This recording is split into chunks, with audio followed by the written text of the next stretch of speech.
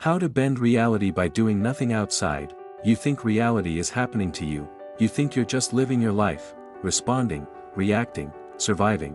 But what if I told you reality is happening from you, that your outer world is just a projection of your inner world, that the things you see, feel, touch, and experience are all echoing the patterns, beliefs, and states within you?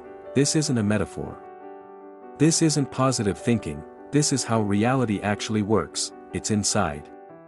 Outside, and once you understand this, really understand it, you stop chasing. You stop forcing. You stop waiting, because you realize, the outer world was never the starting point, it was the mirror.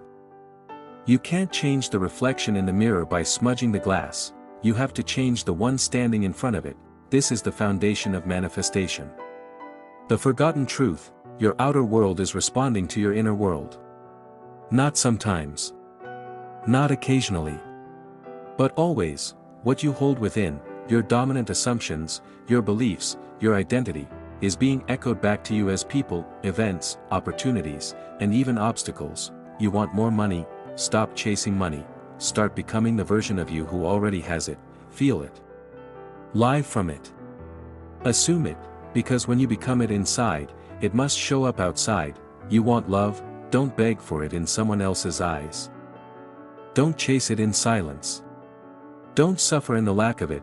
Feel love within, become the source, live as if you are already chosen, already seen, already valued, and watch how the world starts to reflect that new truth, because it's inside outside. Most people don't manifest, they chase money. They chase success. They chase validation, they chase because they believe something outside them will complete what's missing inside, but the backward law strikes here: the more you chase, the more you affirm you do not have, and what you affirm consistently, you manifest.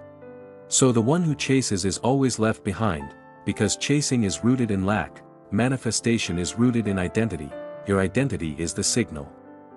The transmitter. The projector. You can say affirmations all day long, but if you still believe you're not enough, if you still carry the identity of someone unworthy, your reality will match that, not your words. Because words are surface, identity is core, it's inside outside. Your assumptions are the architects of reality.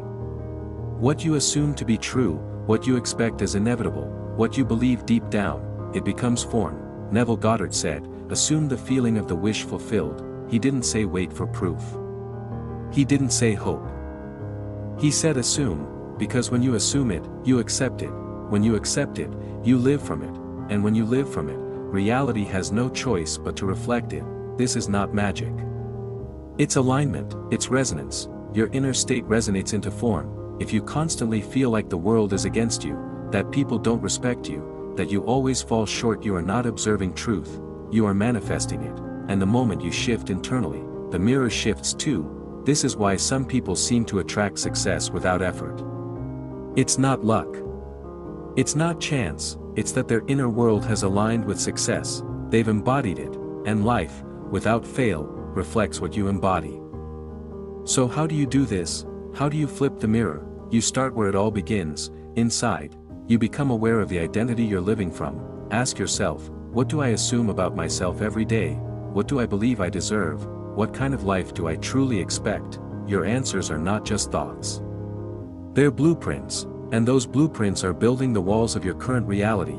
If your life feels small, it's not because the world is limited, it's because your inner assumptions are. If you feel stuck, you're likely assuming you are someone who stays stuck.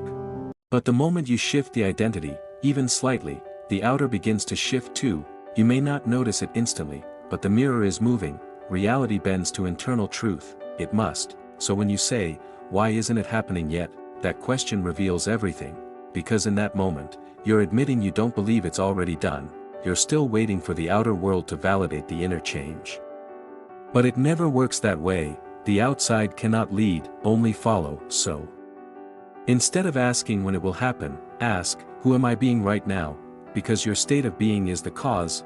Manifestation is not about time, it's about alignment. This is why Neville said, change your conception of yourself and you will automatically change the world in which you live. Because your conception of self, who you believe you are, is the root of all manifestation. You can only receive what you believe you are, not what you want. Not what you hope, but what you believe you are. So if you want more money, but believe you are someone who struggles financially, you will always manifest struggle, no matter how many affirmations you say. But if you begin to shift into the state of someone who is already financially free, abundant, generous, calm, your life starts to reorganize around that identity, because identity is magnetic. And it pulls form into alignment. So remember, it's inside outside. If you want to change the outside, start where it begins within. Change your assumptions, change your state, change the story you tell about yourself, not by force. Not by desperation.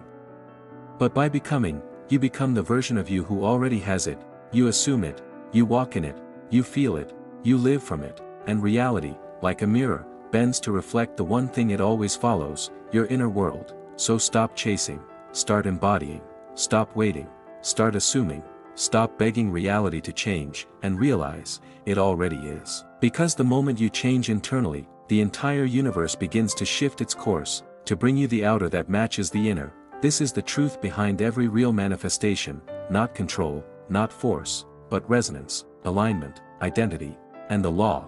It's inside outside.